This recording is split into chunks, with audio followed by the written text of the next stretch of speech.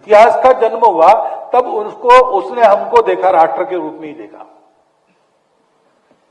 इतना प्राचीन हमारा राष्ट्र है। जो लोग कहते हैं कि हमको एक राष्ट्र बनना नहीं है, हिंदू राष्ट्र बनाओ, ऐसा हमको कभी कभी लोग कहते हैं। बनाना क्या है, वो बन गया है, वो है, इसको पहचानना है बस। राष्ट्र हमारा सनातन राष्ट्र है, पहले से है और एक राष्ट्र है।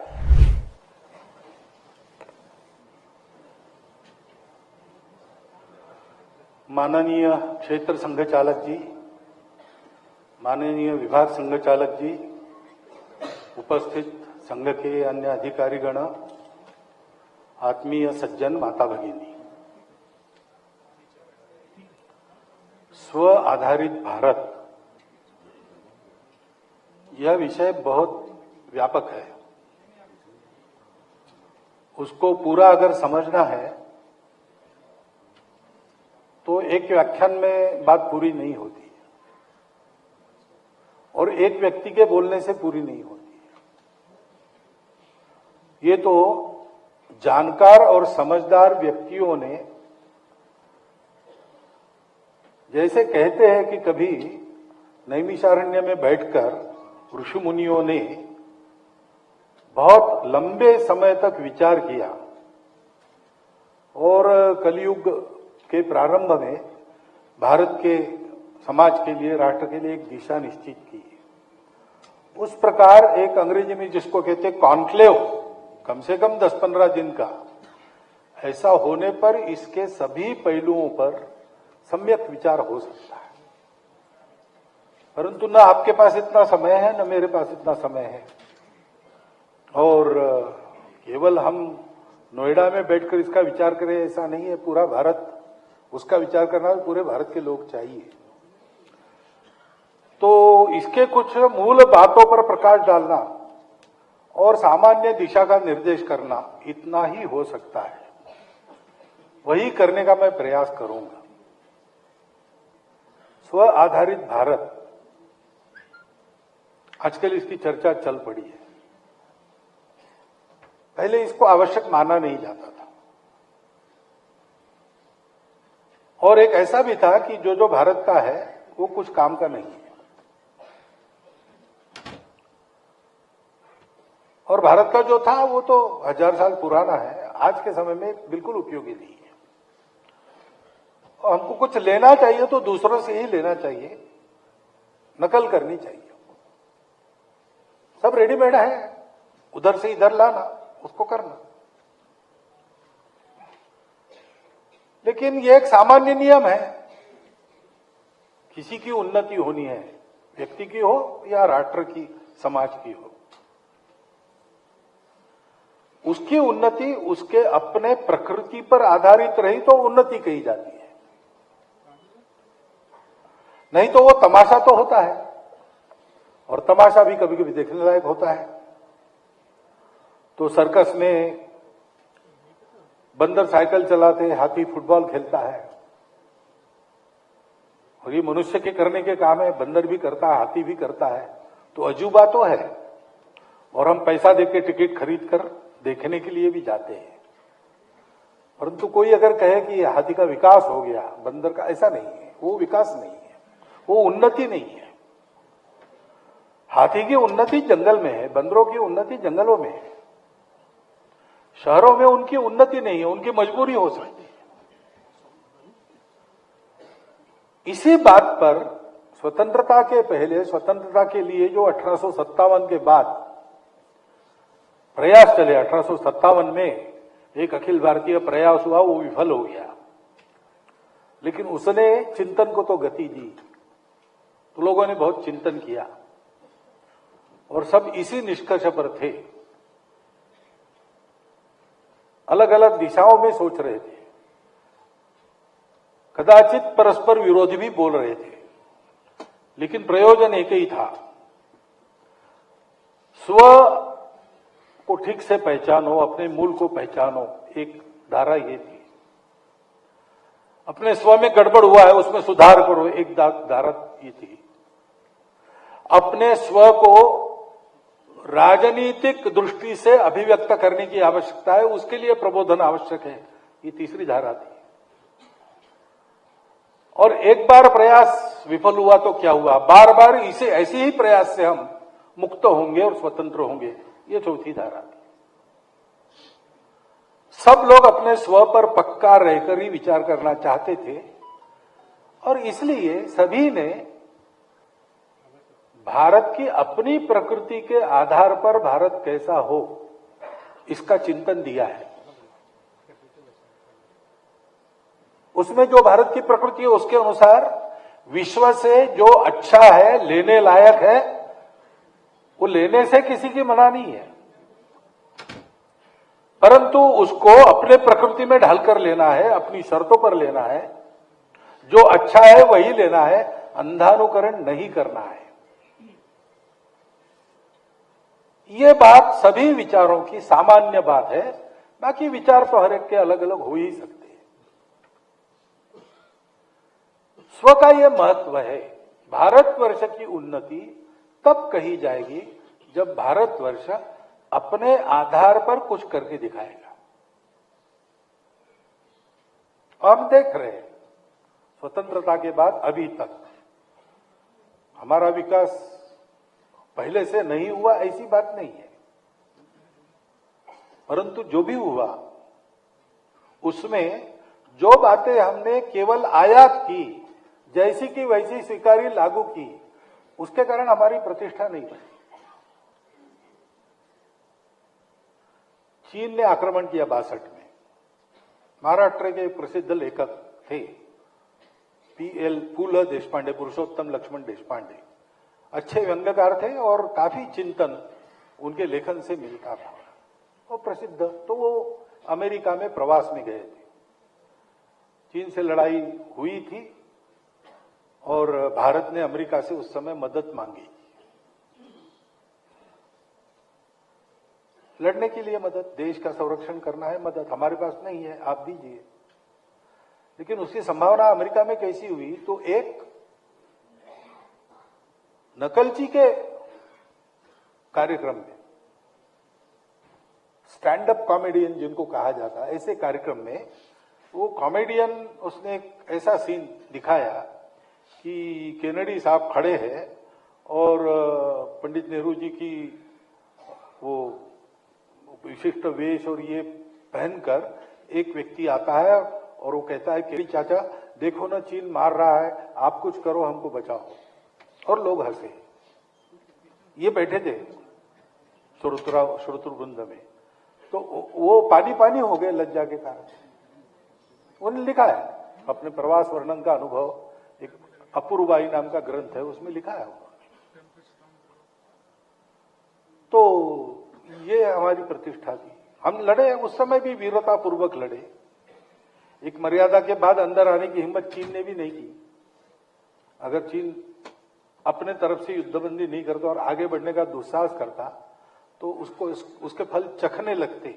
ऐसी स्थितियां उस समय थी। वो जीत रहा था तब तक उसने युद्ध किया, बाद में बंद किया, लेकिन हमको पहचाना नहीं गया। वही उसके बाद शास्त्री जी ने जब जवाब दिया, 71 में इंदिरा जी ने जवाब दिया, 14 के बाद हमने घुसकर मारा, तो किसी ने हमको वॉर मांगर नहीं किया। हमारी प्रतिष्ठा सारी दुनिया में बढ़ गई, क्योंकि हमने अपने बलबूते कुछ किया। हम जब अपने बलबूते कुछ करते हैं तो हमारी प्रतिष्ठा बढ़ती है, और जब हम अपने प्रकृति के आधार पर विश्व को कुछ देते हैं तो फिर हमारी कीर्ति बढ़ती है। स्व का आधार ये बहुत महत्वपूर्ण बात है, क्योंकि स्व ही प्रगति की प्रेरणा है। हम कौन है ये पहचान गए हम, तो हमारा पराक्रम पुरुषार्थ जागता है और हम चाहते कि जो हम है उसको शोभा देने वाले आज बने।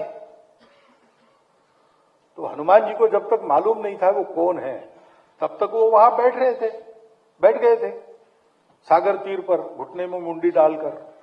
कोई जा नहीं सकता, मैं भी जा नहीं सकता। जाम्बुवान जी ने उनको उनका स्वयं का परिचय दिया तो केवल उस वर्णन को सुनकर स्मृति जागृत होने पर पर्वताकार हो गए और सागर लांग कर गए, सीता जी का पता लगाया, अशोक वन का विध्वंस किया, लंका को पूरा देख लिया, उसके भेद प्राप्त किए, वहां विभीषण जैसे अपने दोस्त है ये भी पहचान लिया और रावण के दरबार में खरी खरी राम जी की सुनाई और राक्षसों के मन में राम के सामर्थ्य की धाक बनाकर वापस आए। जब तक वो परिचय नहीं हुआ था तब तक ये कर्तृत्व नहीं प्रकट हुआ था। स्व पुरुषार्थ की प्रेरणा है, स्व प्रगति का कारक है और स्व ही दिशा दिखाता है कैसे प्रगति होनी चाहिए, क्योंकि दशा हर एक की अलग अलग रहती है। दशा अलग है तो दिशा अलग होती है प्रगति की। पाश्चात्य राष्ट्रों में लोग कम है तो यंत्रों पर ज्यादा जोर रहेगा। हमारे यहां पर प्रचंड जनसंख्या है, हर हाथ को काम देना एक समस्या है, तो हम जितनी सरल सीधी टेक्नोलॉजी लेंगे, ज्यादा रोजगार देने वाला तंत्र लेंगे, उतना हमारे लिए अच्छा है। अमेरिका की नकल करने से यहां नहीं होगा कुछ। तो स्व ही प्रगति के नीति की दिशा निर्धारित करता है और इसलिए स्व आधारित भारत, ये आवश्यकता है भारत को बढ़ने के लिए। भारत बढ़ेगा तो हम आप सुखी होंगे। हमारा अपना जीवन खड़ा करने के लिए हम कुछ भी परिश्रम करें, हमको सुख या तो मिलेगा नहीं, मिला तो भी वो स्थायी नहीं होगा, सदैव एक तलवार टंगी रहेगी, कब ये चला जाएगा। कश्मीर के पंडितों ने अपने सुख के लिए कुछ करने की कसर नहीं छोड़ी। अच्छे गुणवान लोग हैं, भले लोग हैं, लेकिन समय रहते समाज की चिंता वैसे नहीं हुई, उसके फल चखने पड़ते हैं। तो भारत का बड़ा होना ये हमारे अपने प्रगति के लिए भी अनिवार्य बात है और दूसरी तरफ भारत का बड़ा होना, इसकी आज दुनिया को आवश्यकता प्रतीत हो रही है। विश्व के चिंतक अब प्रकट रूप से कह रहे हैं, क्योंकि 2000 साल में बहुत प्रयोग किए, सब प्रकार के उपाय कर लिए। ईश्वर न मानने वाला विचार स्वीकार करके देखा, ईश्वर मानने वाला विचार स्वीकार करके देखा, सामुदायिकता को प्रथम स्थान देने वाला विचार स्वीकार किया, व्यक्तित्व स्वतंत्रता को पहला स्थान देने वाला विचार स्वीकार किया। लेकिन सब करने के बाद कुछ न कुछ तो हुआ, लेकिन दुख से मुक्ति नहीं मिली, मन में संतोष समाधान नहीं आया, मनुष्यता को भूलकर और नीचे गिरते चला गया। अब समृद्धि भी नहीं रहेगी, पर्यावरण बिगड़ जाएगा, तो पृथ्वी पर जीवन रहेगा कि नहीं रहेगा, यही समस्या है।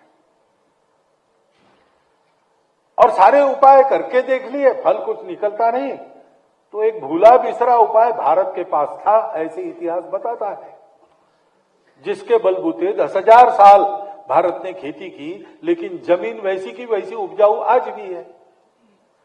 जिसके बलबूते ढाके के मलमल जैसा वस्त्र, जो आज के कंप्यूटर भी वैसा नहीं बना सकते, ऐसे भारत ने बनाए। जहाजों को सागर में लॉन्च करने की जो टेक्नोलॉजी हमारे पास थी, वो आज दुनिया के पास नहीं है। और जब कभी अड़ जाते हैं, एक बार अड़ गए थे विशाखापट्टनम की गोदी में, जहाज जा ही नहीं रहे था आगे, तो पूरी वो पटरी बदलनी पड़ेगी, खर्चीला काम है। तो कोई था प्राचीन ग्रंथों का अध्ययन करने वाला उन्हीं लोगों में, वहां के शास्त्रज्ञ लोगों में, तो उसने कहा कि पके हुए केले उस पटरी पर डालो। तो पके हुए केले लाकर उस पटरी को घिसे, तो वो पटरी ऐसी बन गई कि एक ही प्रयास में जहाज पानी में चला गया। ऐसी कई बातें दुनिया को मालूम हो गया जब कोरोना चला, कि इनके दादी माँ के बटुए में जो काढ़ा बनता है वो काढ़ा बचा सकता है। आयुर्वेद का नाम नहीं ले रहे थे, अब आयुर्वेद का नाम सारी जगह गूंज रहा है। योग को उपेक्षा से देख रहे थे, जादू टोना कहते थे, अब सारी दुनिया 21 जून को योग दिवस मनाती है। ये उनको ध्यान में आ गया है कि भारत के पास है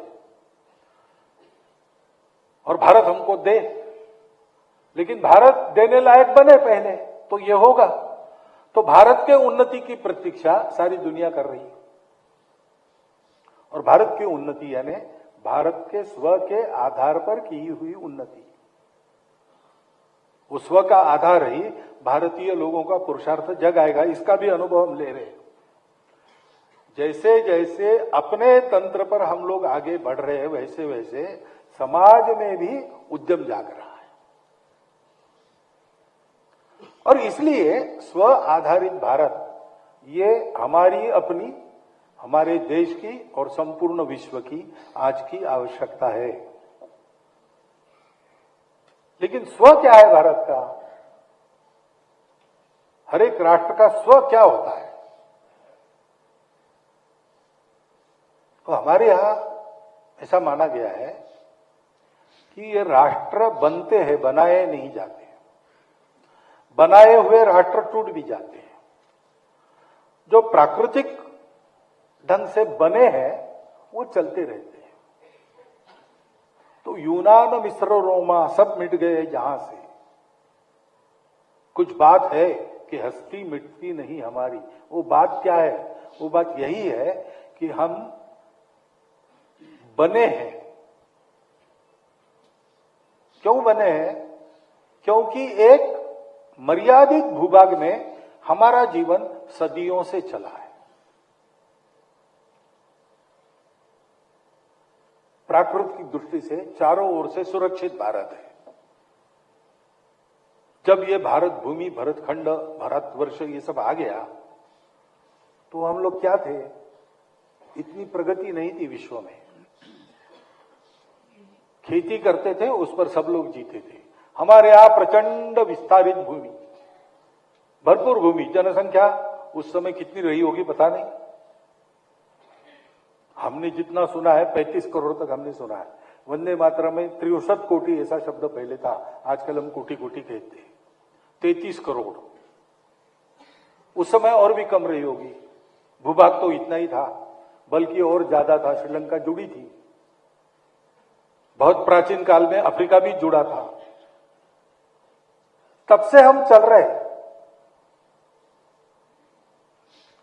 आज की गणना को भी ले ले तो हमारा अपना उदय जो इतिहास ने देखा, उसके पीछे इतिहास की आंखें बंद है। इतिहास का जन्म हुआ तब उसने हमको देखा, राष्ट्र के रूप में ही देखा। इतना प्राचीन हमारा राष्ट्र है। जो लोग कहते हैं कि हमको एक राष्ट्र बनना है, बनना नहीं है। हिंदू राष्ट्र बनाओ ऐसा हमको कभी कभी लोग कहते हैं। बनाना क्या है? वो बन गया है, वो है, इसको पहचानना है बस।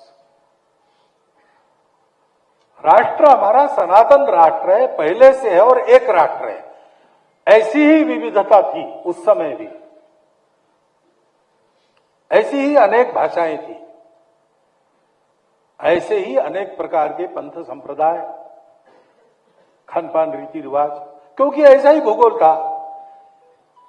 इधर हिंदू कुश से लेकर उधर आराकान तक, हिमालय को बीच में लेते हुए आज के नाम व्यवस्था यानी नॉमेनक्लेचर के अनुसार। लेकिन पुराना तो ये पूरा ही हिमालय ही माना जाता था। तो हिमालय के दोनों बाहों में समुद्र पर्यंत की जो भूमि थी वो पहले से विविध प्रकार का भूगोल, सब प्रकार की आबोहवा ऐसी ही थी और इसलिए ये सब अनेक बन गया। और इसलिए अथर्ववेद में कहा गया, जन्म बिभ्रति बहुधा विवाचसम नाना धर्माणम पृथ्वीम यथौकसम सहस्र धारा द्रविणस्य में दुहा ध्रुवेव धेनुरन प्रस्फुरन्ति। अनेक धर्मों के मानने वाले, अनेक भाषाओं के बोलने वाले ऐसे लोग इस पृथ्वी पर सुख संतोष से रहे। सहस्र धाराओं से दुग्ध प्रदान करने वाली धेनु के समान हे पृथ्वी माता हम सबको शस्य प्रदान करो। ये प्रार्थना है पृथ्वी सूक्त में। उसी पृथ्वी सूक्त में वर्णन भारत का है, लेकिन प्रार्थना है पूरे विश्व के लिए भी है। और हमने कहा है कि पूरा विश्व सुखी हो, क्योंकि हम सब लोग कौन है? माता भूमि, पुत्रोहम पृथिव्या। ये जो भूमि है जो आधार देती है, वो धारण करती है, इसलिए वो भूमा भूमि है। और ये हमारा विस्तार करती है, हमको फैलाती है, विस्तीर्ण है। उसके पृष्ठभाग पर हम सब लोग रहते हैं, इसलिए वो पृथ्वी है। तो हम पुत्र उसके हैं। यहां कोई अलग बाउंड्री, सीमा वगैरह का उल्लेख नहीं है, क्योंकि इतनी समृद्धि थी तो हमको किसी को अलग मानने की जरूरत ही नहीं पड़ी, झगड़ा करने की जरूरत ही नहीं पड़ी। सब लोग खाते हैं। कोई आ गया भूला भटका बाहर से, आना संभव ही नहीं था उस समय, सुरक्षित थे हम, इसलिए युद्ध भी नहीं करने पड़े। और कोई आ गए तो आओ भाई आप भी बसो, आप भी खाओ, इतने सब लोग खा रहे हैं और आप खाओ। भाषा अलग है तो हमारे पहले से बहुत बहुत सारी है, देवी देवता वो भी हमारे यहां बहुत सारे हैं। संपूर्ण विविधताओं को स्वीकार कर उसका सम्मान करने वाला, संपूर्ण विश्व के सुख की मंगल कामना करने वाला, सारे विश्व को अपना कुटुंब मानने वाला एक समाज उस समय से यहां अपनी सारी विविधताओं को लेकर खड़ा हुआ, और वो विविधताएं आज तक चल रही है। वो स्वभाव आज तक चल रहा है। हमारा स्व वो स्वभाव है, लेकिन आज तक चल रही है यानी कैसे? समय के कितने उतार चढ़ाव आए होंगे, कितने हिम प्रपात, हिम प्रलय हमने देखे, कितनी बाढ़ देखी, कितनी नदियां सूख गई, ये तो चलते रहता है। और पिछले 1000-2000 वर्षों में आक्रमण भी बहुत हुए। महाभारत काल में काला यवन का उल्लेख मिलता है। यहां के राजाओं ने अपने राजनीतिक स्वार्थ के लिए उसको प्रश्रय दिया है देश में, ये तब से चल रहा है, ये भी हुआ है। और शक, ऊण, यवन, कुषाण, इस्लाम, ब्रिटिश, ये सब लोग आए, पोर्तुगीज, कौन नहीं आया, सब ने आक्रमण किया। लेकिन ये सब पचाकर आज फिर से हम खड़े हैं उसी स्व के आधार पर। क्योंकि वो शक्ति क्यों थी? हम संगठित थे। विविधताओं को स्वीकार करके एक बनकर चलना। अलग अलग सब है, मत भी, विचार भी अलग अलग है, फिर भी समानो मंत्र समिति समानी, समानम मन सह चित्तमेशा। विनोबा जी कहते हैं कि इस मंत्र में सर्वत्र सम है, समानो मंत्र समिति समानी, समानम मन, लेकिन चित्त जब आता है तब सह कहा है, क्योंकि ऋग्वेदकार जानते थे कि चित्त सबके एक नहीं हो सकती, हर एक का अपना चित्त होता है, अपनी पृष्ठभूमि है, अपना जीवन है, उसका अपना अनुभव है, उसके अनुसार चित्त मानस बनता है। उसको एक करने की झंझट नहीं करनी चाहिए, वो होने वाला नहीं, क्योंकि वो प्रकृति विरुद्ध है। लेकिन एक बात हो सकती है कि अपने अलग अलग चित्तों को लेकर हम सब लोग मिलके चलेंगे, ये हम तय कर सकते हैं। हमारे आजकल उसको प्रजातंत्र कहते हैं। I do not agree with you, but I will defend your right to differ with my life.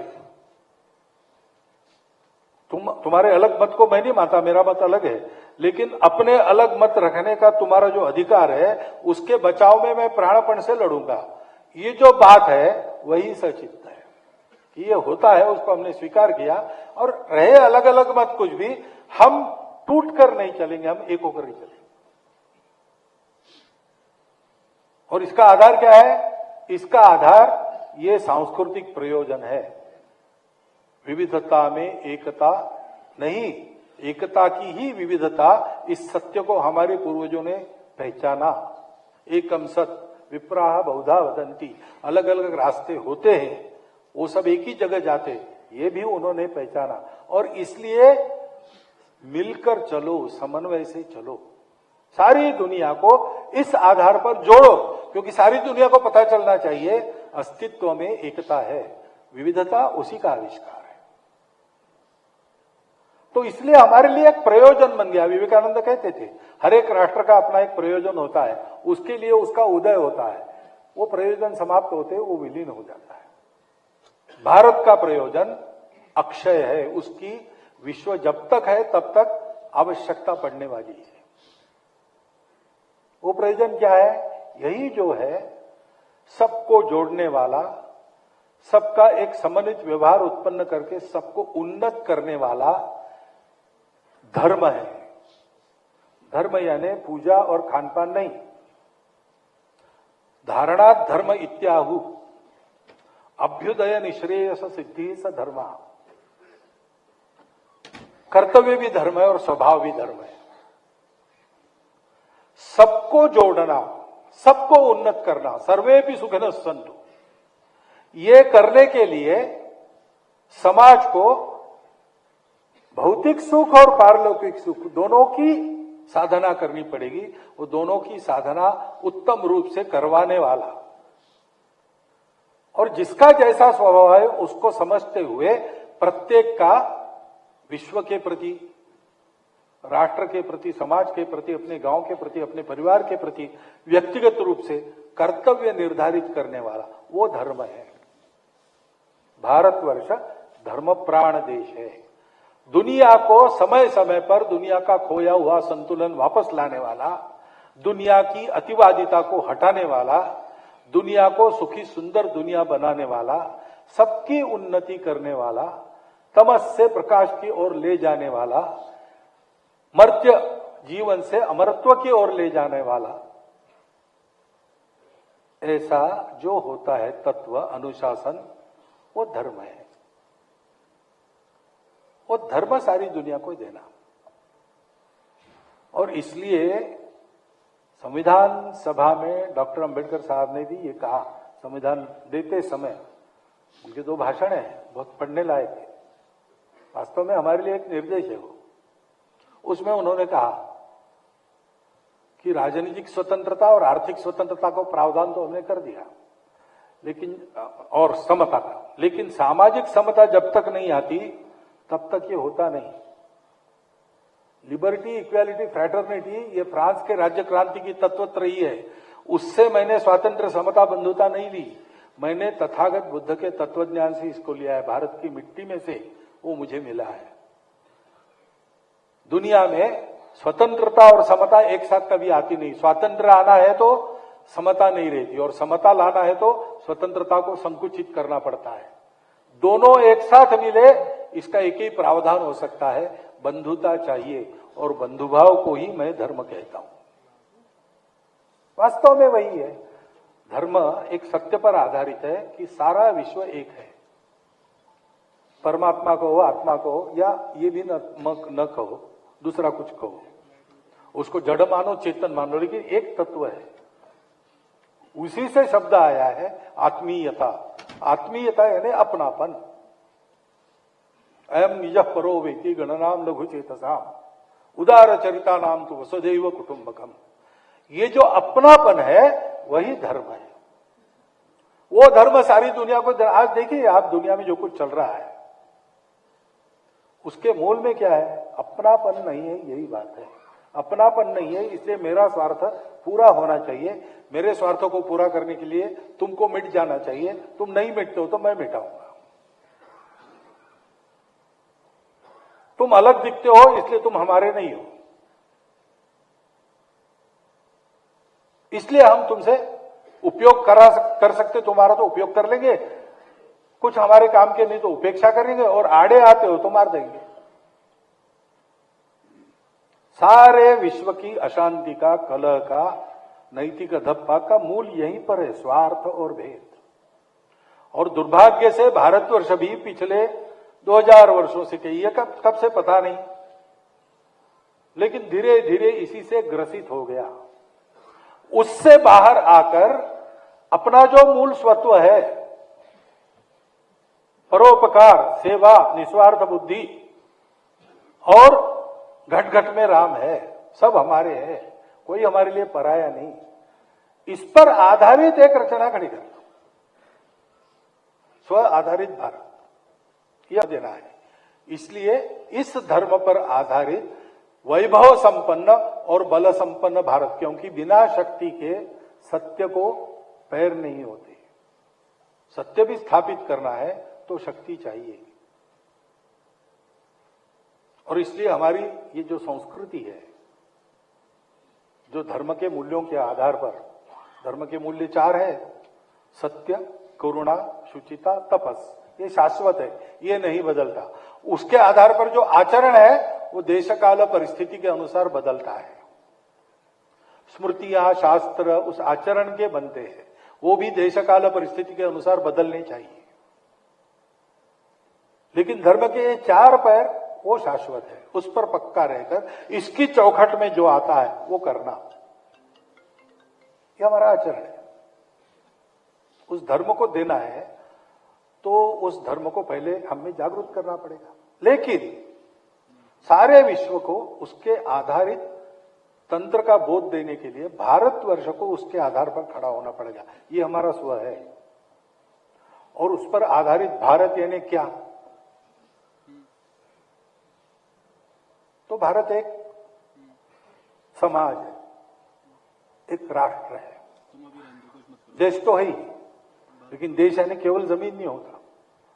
देश यानी भूमि, वो तो है ही, लेकिन उसके साथ जल, जल, जंगल, जानवर, यानी वहां की मानवता, वहां का बाकी जगत। आज की भाषा में, अंग्रेजी में कहे तो ह्यूमैनिटी, बायोडायवर्सिटी और इकोलॉजी, पूरा मिलकर जीवन बनता है। जीवन मेरा अकेले का नहीं होता, जीवन मेरे परिवार का भी होता है, मेरे जीवन का अटूट हिस्सा है। मेरे जीवन को बनाने वाला वही है। परिवार जिस प्रदेश में, गांव में, जनपद में है, वहां का परिणाम लेके बनता है। वो जनपद अपने देश का परिणाम लेके बनता है। और इसलिए जन यानी लोगों का जमावड़ा नहीं। जब अनेक लोग, अनेक प्रकार के लोग एक समान गंतव्य लेकर इकट्ठा आते हैं और उसके लिए जीते हैं, तब वो समाज कहलाता है। हमारे सामने समान गंतव्य है क्या? है। आज की हमारी स्थिति में भी सुप्त है या प्रकट है, वो बात अलग है। कृति में है या केवल मन में है, वो बात अलग है। लेकिन वो है, वो गया नहीं है, वो जीवित है, अनुकूल परिस्थिति में फूट पड़ता है। वो क्या है? वो वही है। कैसे जीना? भारतवर्ष में सबका एक मत है। आप बड़े से बड़े धनवान व्यक्ति को मिलो और किसी रिक्शा वाले को शहर में मिलो, या खेत में मजदूरी करने वाली की बुढ़िया माता को जाके देहात में पूछो, जीना क्यों है? तो भाई उसको मिलना है, भगवान पाना है, इसके लिए जीना है। कमाना पड़ता है जीवन चलाने के लिए, कमाई साथ जाती है क्या? पैसा वैसे की क्या बात है? पैसा तो मुर्गी भी नहीं खाती। ये अपने यहां वाक्य चलते, बाहर नहीं सुनने को मिलेंगे। इसके बारे में सारे भारतवर्ष में सबका एक मत है। किसी ने ग्रंथ पढ़े नहीं है, किसी ने प्रवचन सुने नहीं है। ये सदियों से स्वभाव बना है और वो अभी भी चल रहा है, क्योंकि समय की कसौटी पर वो हर बार खरा उतरा है। तो ये जो अपना स्वभाव है, उसको लेकर हमको एक वैभव संपन्न राष्ट्र खड़ा करना है। तो राष्ट्र के इस घटक को ठीक करना पड़ेगा। चाणक्य ने बताया है राष्ट्र के घटक क्या क्या होते हैं। पहला और मुख्य जो अपने यहां मानते हैं, जनपदवती भूमि। समाज जब किसी भूमि में उसको अपना संबंधी मानकर रहता है, माता मानकर रहता है, उसके भाव विश्व का वो भूमि अविभाज्य भाग हो जाती है। अभी गीत आपने सुना, इस देश के बिना तो जीवित नहीं रहेंगे, ऐसी जब भावना रहती, हम रहे या ना रहे, भारत ये चलना चाहिए, ये जब रहता है, तब वो मनुष्य समुदाय जो समाज है वो जनपद बन जाता है। जिस भूमि में ऐसा जनपद है, उस भूमि में उन लोगों का राष्ट्र है, उसके आधार पर बनता है। ये आत्मा है। उस आत्मा की अभिव्यक्ति राष्ट्र के बाकी सारे अंगों में होनी चाहिए। बाकी सारे अंग कौन से हैं? तो भूमि कहने के बाद जल जंगल जानवर आ गए। इसकी भक्ति करने वाला जनपद यानी समाज है।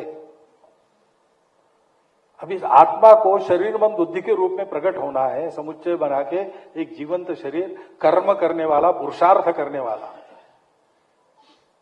वो बनना है। तो उसके अंग है राज्य, बल, दुर्ग, कोश, अमात्य और सुहृद। इसकी एक व्यवस्था है, वो व्यवस्था करनी चाहिए, उस व्यवस्था को चलना चाहिए, उस व्यवस्था ने इस सारे को व्यवस्थित चलाना चाहिए। उसका नाम, उस व्यवस्था का नाम है राज्य। पहले राजा थे, आज प्रजातंत्र है, लेकिन ये राज्य है। शासन, प्रशासन, कार्यपालिका, न्यायपालिका, और भी समय समय पर दूसरे स्तंभ आते हैं। ये सब जो है वो राज्य है। उस राज्य को चलाने की दंड शक्ति देने वाला उसका बल है। सारे फोर्सेस, होमगार्ड से लेकर तो सीमा पर खड़े अपने सैनिक तक, गुप्तचरी करने वाले एजेंसियों तक, सब इस देश को सुरक्षित रखने के लिए, इस देश में व्यवस्था बनाकर रखने के लिए जो कुछ चलता है वो है बल।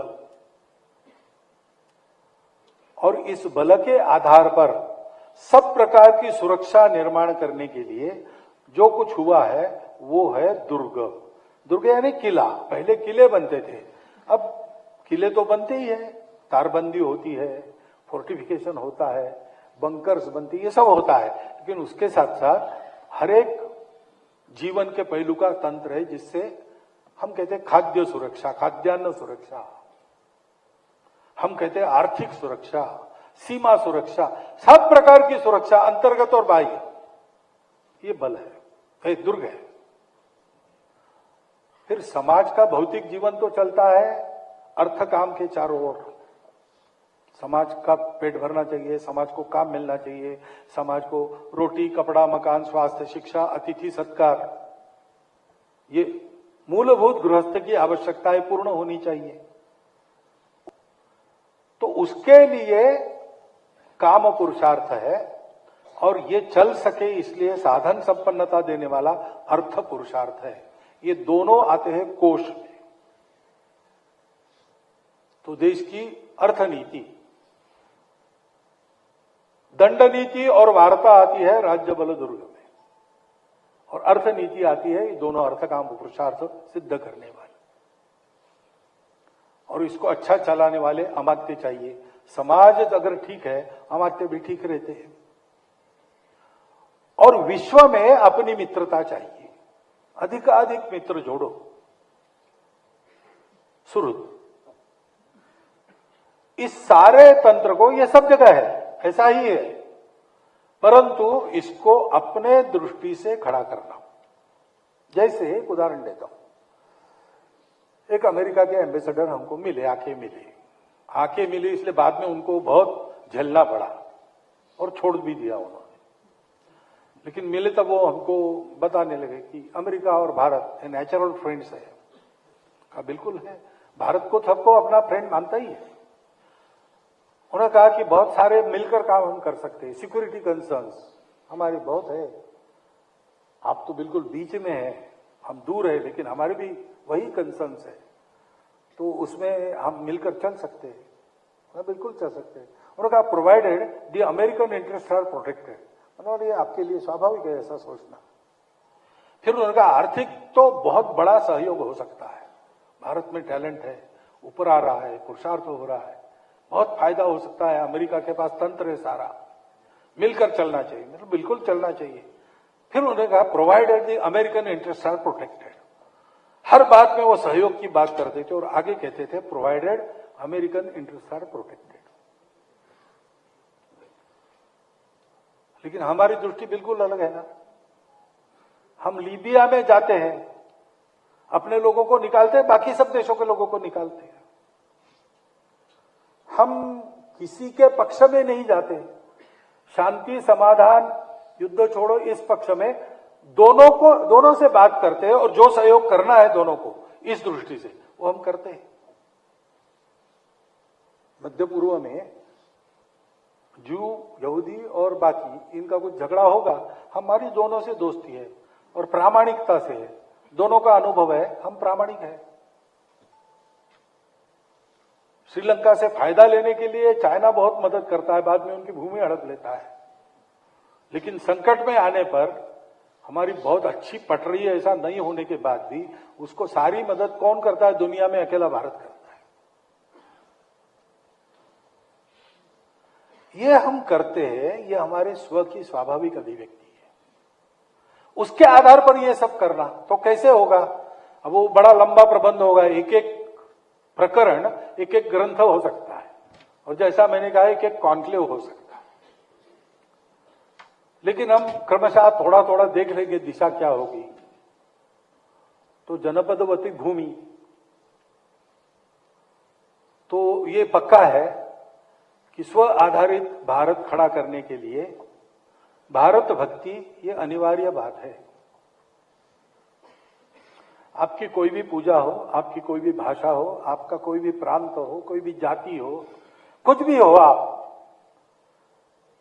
और ऐसे होने के कारण ये छोटे छोटे इंटरेस्ट भी बनते हैं, स्वार्थ भी बनते हैं।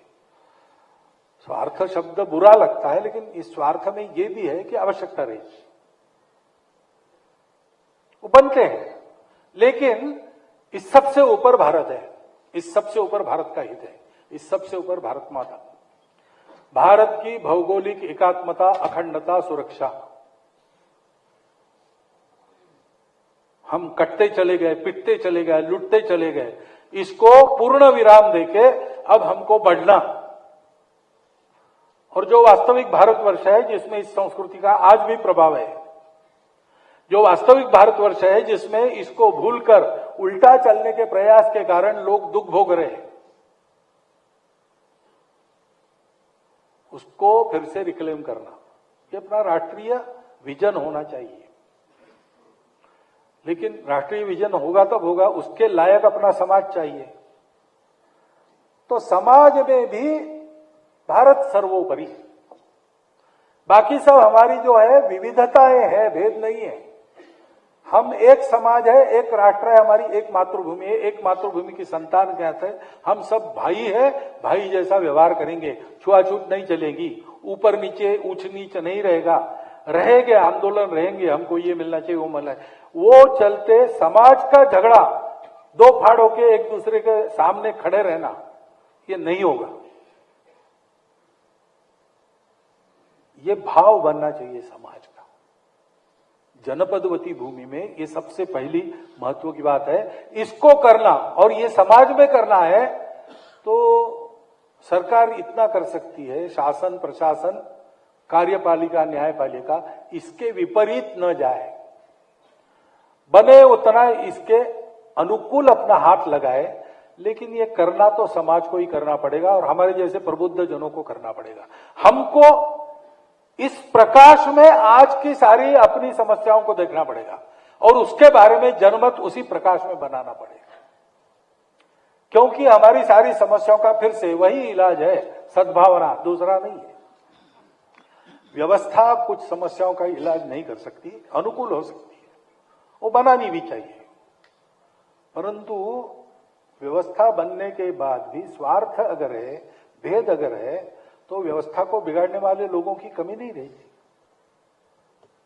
ये स्वार्थ और भेद हमारे मन से चला जाए और हम लोग सद्भावना से ही एक दूसरे का विचार करें।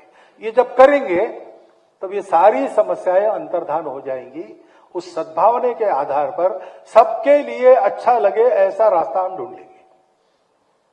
इतनी ही हमारी समृद्धि है, इतना हमारा पुरुषार्थ है, ये हम कर सकते हैं। लेकिन उस सद्भावना को लाना पड़ेगा। देशभक्ति सर्वोपरि, एक माता के पुत्र, हम सहोदर भाई है, वो भाईचारा, सद्भाव, बंधुभाव,